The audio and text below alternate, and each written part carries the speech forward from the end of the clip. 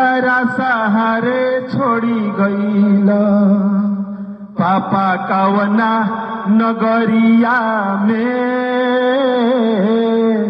नजरो नया आवेला कौनो गौवा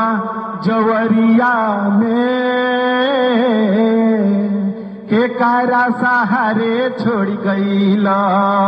पापा कौना नगरिया में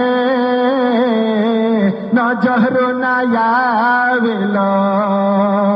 कौनो गौवा जवरिया में के कारा सहारे छोड़ गईला पापा कौना नगरिया में नजरो नया आवेला कौनो गौवा जवरिया में बाबूजी तो हर सब बतिया रही रही याद आवेला सच कहतानी हो हमके बहुते रुआवेला बड़ा झुराइल बानी परिवार के भंवरिया में के कारा सहारे छोड़ गईला पापा कौना नगरिया में नजरो नया आवेला कौनो गौवा जवरिया में तारा बिना हर कोई बहुते सतावता जेंगा समझावत रहला ना कोई समझावता कहाँ जाई का करी भटकीले डगरिया में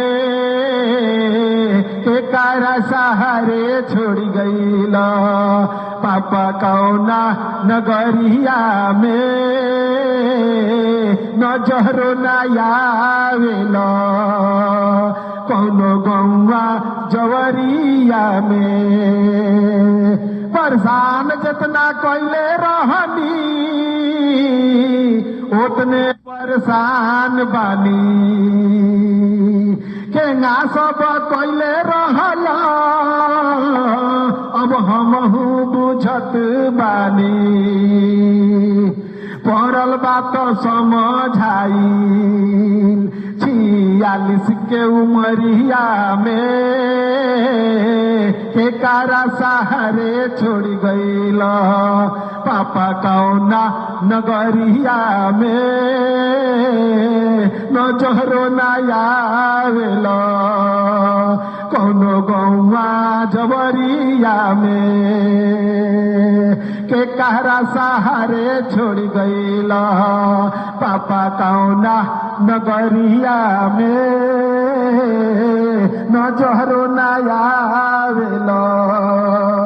कौनो गौवा जवरिया में नजरो नया आवेला कौनो गौवा जवरिया में।